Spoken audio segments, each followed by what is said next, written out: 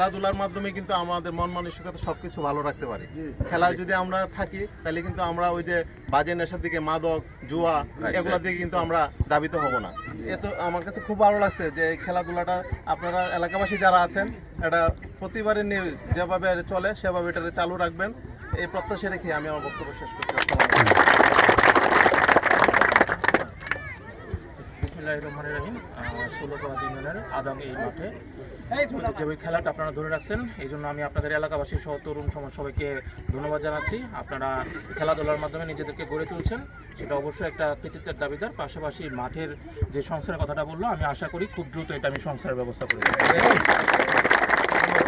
ধন্যবাদ আপনাদের। আরেকটা ব্যাপার আমি ভুলে গেছিলাম, এটা একটা ফাইনাল খেলার জন্য একবার চূড়ান্ত তারিখেই তো ওটার একটা গরু ছিল, প্রথম পুরস্কার এটা দিয়েছিলাম।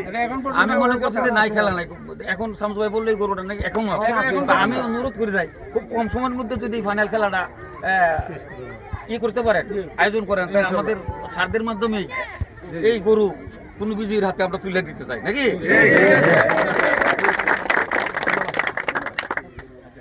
আচ্ছা বাবা তোমরা খেলো, হ্যাঁ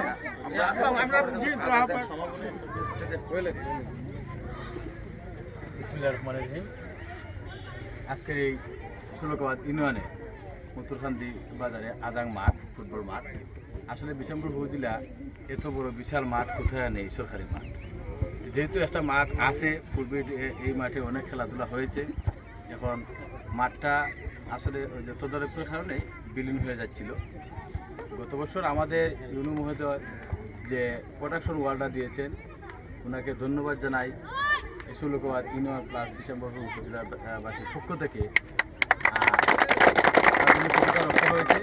আজকে আরও ধন্যবাদ জানাই আমাদের এই ডাকে বিশাম্বরপুর উপজেলার নির্বাহী অফিসার ও ইনচার্জ বিশাম্বরপুর উপজেলা থানার ওসি মহোদয় এবং সাবেক উপজেলার চেয়ারম্যান হারুন সাহেব এবং অনেক গণ্যমান্য ব্যক্তিবর্গ এই মাঠটা পরিদর্শন করাতে, যাতে এই মাঠটা বিশাম্বরপুর ভবিষ্যতে খেলার জন্য একটাই মাঠ আছে, যেখানেই হোক বিশাম্বরপুর এরিয়ার ভিতরে প্রচুর